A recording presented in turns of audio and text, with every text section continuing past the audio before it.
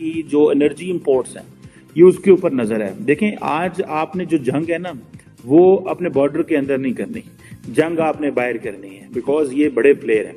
India is a regional player, बड़ा। कभी हम न्यूक्लियर वेपन्स यूएसए से लेते थे पहले, अब लॉबी थोड़ी सी चेंज हुई है, हम चाइना और रशिया की लॉबी में आए हैं। आज के दौर में पाकिस्तान को एटम बम की जरूरत है।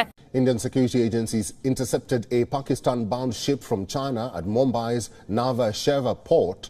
अगर आज पाकिस्तानियों को बोला जाए ना कि भाई आपको इजाजत है पाकिस्तान छोड़ दो, इंडिया के लिए सिर्फ इजाजत है, आधा पाकिस्तान इंडिया चला जाएगा। का दिल करता है वो कहता है जी हमने आज पाकिस्तान की शिप को पकड़ लिया है, आज पाकिस्तान की कंसाइनमेंट को पकड़ लिया है, आज हमने ये किया है। सो इंटरनेशनल कम्युनिटी को तो बताना ज़रूरी है, लेकिन याद रखें India did it's game. India. नमस्कार दोस्तों। ये तो दोस्तों जैसे आप सभी को पता है कि भारत अगर तरक्की करेगा तो सबसे ज़्यादा जलन दोस्तों पाकिस्तान और चाइना को ही होने वाली है, क्योंकि ये दो मुल्क कभी भी खुश नहीं हो सकता कि भारत तरक्की करे। और दोस्तों इन दोनों चाइना ने पाकिस्तान में एक शिप भेजी थी न्यूक्लियर कार्गो, जिसका इस्तेमाल दोस्तों न्यूक्लियर एटम बनाने में आता है। और दोस्तों हमारे इंडियन इंटेलिजेंस ब्यूरो ने इसको पकड़ लिया, जिसकी वजह से दोस्तों पाकिस्तान की फिर से इंटरनेशनल बेइज्जती हुई। हालांकि दोस्तों पाकिस्तान मीडिया का माना जाए तो ये एक फेक न्यूज़ है, पर इंटरनेशनल न्यूज़ अगर देखा जाए तो दोस्तों इसका खुलासा हुआ है और इंडिया वाले न्यूज़ के अंदर भी इसकी बात चल रही है। पर दोस्तों पाकिस्तान के लोग इसको मानने से इनकार कर रहे हैं कि चाइना से ये न्यूक्लियर एटम। तो दोस्तों चलिए देखते हैं पाकिस्तान मीडिया का इसके ऊपर क्या रिएक्शन है। मैंने कहा इंडिया के साथ बेनिफिट्स बना ले। उधर हम ये सोच ले आते हैं नहीं जी वो तो हिंदू है। ईरान भी है ना हमारे साथ। हाँ, वो क्या किया उन्होंने लास्ट टाइम हमारे साथ? हो गया, वो इंडिया से बदतर किया उन्होंने तो अटैक किया। हमने तो अपने बच्चों को अब ये सिखाया कि इंडिया हमारा दुश्मन नहीं है। हमें कश्मीर के नगमे सुना सुना के ना ऐसे हमारा माइंड सेट बना दिया था। अब डिजिटल दौर है, अब बच्चों को पता है नई नस्ल को हमने गटरों नालियों पे वोट नहीं दिलाना, शौर पे दिलाना। कौन से कंट्री का विजिट रहा है आप? मैं दुबई गया हूँ, सऊदी अरब में गया हूँ, तुर्की गया हूँ। ठीक हो गया। हमें बहुत से लोग इंडिया से देखते हैं और आपकी जो सोच है ना कि दुश्मनी को खत्म करना है, मोहब्बत का पैगाम देना है, हमारी भी ये कोशिश रहती है। आप जिन इंडियंस के साथ रहे हैं, अगर आपको उनका नाम आता हो आप नाम लीजिए, शायद उन तक ये वीडियो आपकी पहुंचे। देखिए एक हमारे दोस्त है महमूद भाई हैदराबाद दक्कन के थे, ठीक है, और एक हमारे जो ना दास भाई थे, दास भाई के मुंबई के। हम उनके साथ क्रिकेट भी खेलते थे, ठीक है, अब भी दोस्त हैं और अभी खाना भी बिल्कुल खाना इकट्ठे। मेरे ख्याल से फील ही नहीं होता था यार ये इंडियन हम पाकिस्तानी हैं। और एक श्रीलंकन थे, अच्छा, इंडिया में उनकी ग्रोथ हुई थी, पैदा हुए थे, लेकिन श्रीलंकन थे।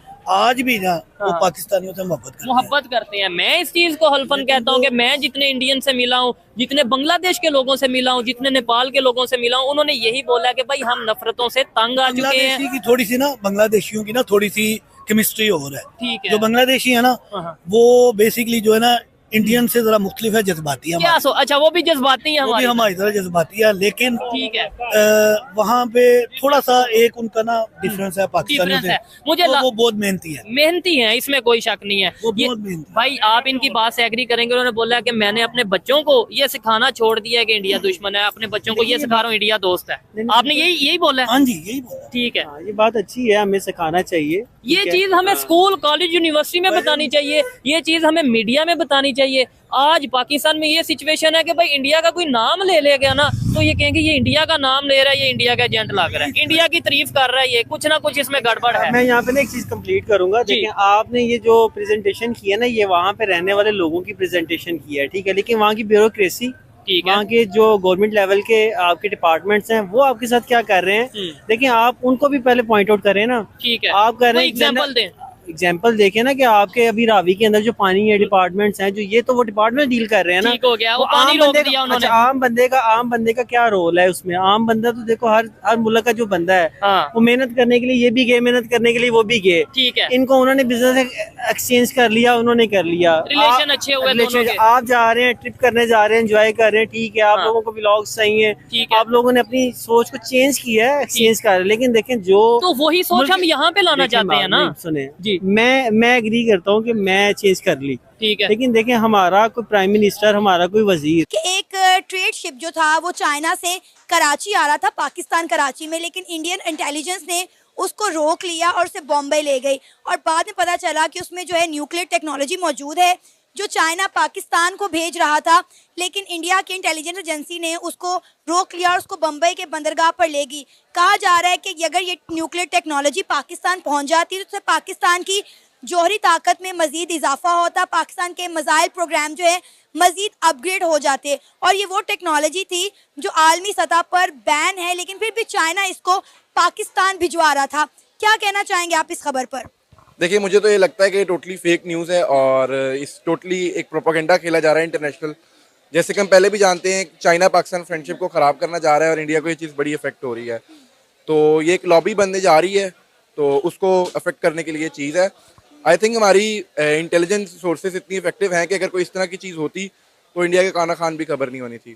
तो I think that's a totally fake news. अच्छा, पाकिस्तान के मीडिया की जानिब से और पाकिस्तान के इदारों की जानिब से इस खबर की तस्दीक भी नहीं की गई, लेकिन अगर हम इंडियन मीडिया की बात करें तो हर टीवी चैनल पर ये खबर नशर की जा रही है।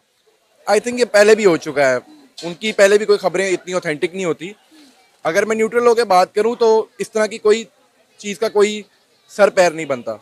तो I think it's totally a fake news. खबर में कुछ ना कुछ तो सदाकत होगी ना, जो इंडियन मीडिया इस खबर को चला रहा है। अब आप देखें कि हम अपने बजट का कितना बड़ा हिस्सा जो है अपने डिफेंस पर लगाते हैं, और अगर हम चाइना और पाकिस्तान की दोस्ती की बात करें तो हम अपने डिफेंस सेक्टर में बहुत सारी चीज़ों में चाइना से हेल्प लेते हैं। तो मे भी हो सकता है इस खबर में कोई ना कोई सदाकत होगी। तो देखिए, मेरी बात सुने, इतनी बड़ी इकॉनमी है उस मुल्क की, इतनी बड़ी आबादी है, वो बगैर किसी खबर के तस्दीक के इस तरह उसको नशर नहीं कर सकते, तो लिहाजा हम इसको टोटली फेक भी तो नहीं कह सकते ना। देखिए, मैं इस चीज़ से आपकी टोटली एग्री करता हूँ, लेकिन जो मुझे लगता है पाकिस्तान को छोड़ के इसमें चाइना भी इन्वॉल्व है।